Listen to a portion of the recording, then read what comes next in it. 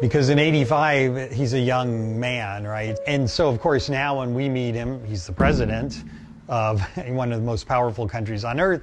He was still very warm, genuine. Like when he first saw my parents, you could see the twinkle in his eye. I moved here in 2013.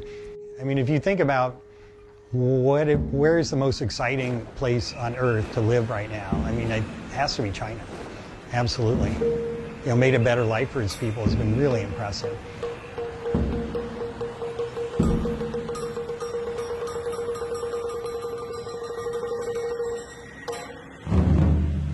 And then my children, I never thought would grow up in China because of the hospitality and the welcoming friendship that my mom and dad showed to strangers. In 2012, the phone rings. It's my mom, and she says, "Do you remember the Chinese people that stayed with us in 1985? And I was like, "No, not really." And she's like, "Neither do I, but you know what? One of them is going to be the president." And so, of course, you know, because this is 30 years later, and you have to clear out your mind, and then they took out their old albums. They started remembering everything from that visit, and you know, of course, then they have all these memories. In 1985, Xi Jinping, who was party secretary of Zhengding County in Hebei at the time, led an agricultural delegation to Iowa to visit farms and food processing plants. On this, his first visit to the U.S., Xi Jinping spent 2 nights at the home of the Dvorak family. That's when he came in 1985 and stayed in my house, and my mom and dad and sister were there, and obviously that's Xi Jinping. So I was 21. My brother and I were both in university, so we had the empty rooms. Then my mother was able to say, yes, of course, you know, we'll host the group. And so we had Xi Jinping and the translator for the group. They came on a delegation to learn about agriculture, but it broadened to asking a lot of questions and learning a lot about American life. So that their number one thing that they remember is that he was inquisitive, curious, wanted to know, wanted to ask a lot of questions, learned as much as he could while he was there. It was like a huge cultural learning. On February 15, 2012, Xi Jinping, as China's vice president, was visiting the U.S. again. He made a point of traveling to Iowa to see some old friends. Mr. and Mrs. Dvorak had moved to Florida some years earlier. They made a special journey to be reunited with their Chinese guest from 27 years before. 老房东，来好 ，Thank you。你好。我记得住在你们儿子的卧室里，我记得你们还有一个可爱的女儿，她问了我很多好奇的问题，比如你们有没有看过美国电影啊？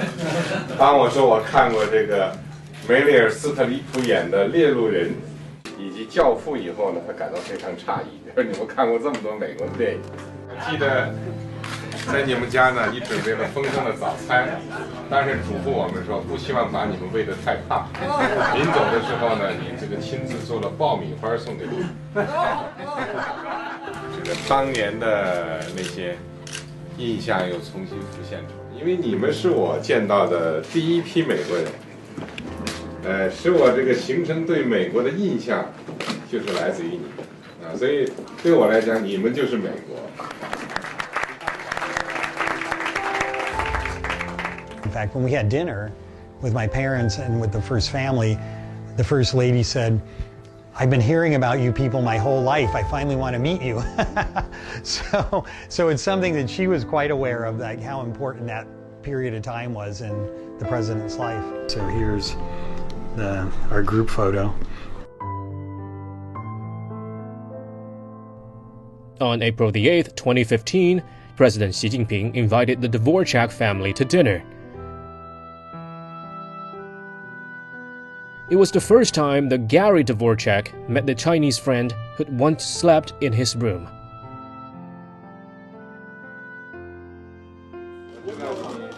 当时吃完早餐，你要带着女儿去上班和上学。我们说到门口照一张相。When we moved to Florida, we lost a lot of our pictures.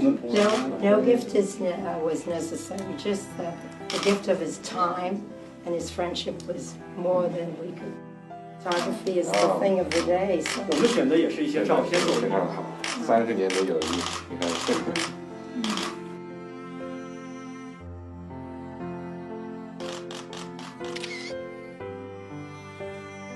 And we had, we were there about 2.5 hours.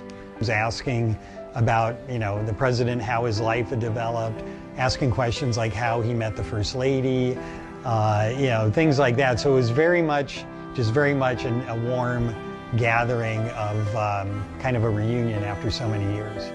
So we see him not just as a leader making a speech on TV, but as like a real human being. During when we had the dinner with him, one of the questions we asked was, what did he want to accomplish during his time as the president, and what did he want his legacy to be?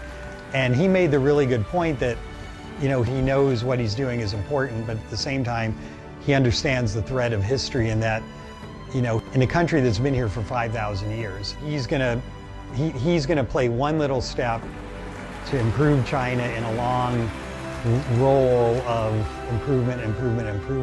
And so, he was very modest in the sense of he's a patriot. I mean, he loves China, he loves his country, he devoted his whole life to this country, and as a leader, he cares very much about what happens. And the fact that during his presidency, China hit this point where they can say, there's nobody living below the poverty line, it's a huge accomplishment, something that he should be very proud of.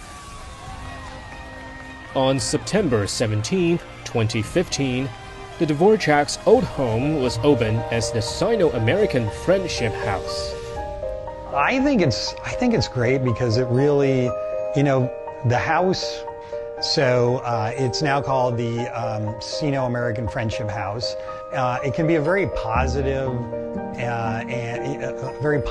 and symbolic way for people in America to really learn more about China and learn in a positive way, and to really have a way to know so many of the good things that China has done for the world, and so much of what Xi Jinping has done that has been good for China and good for the world.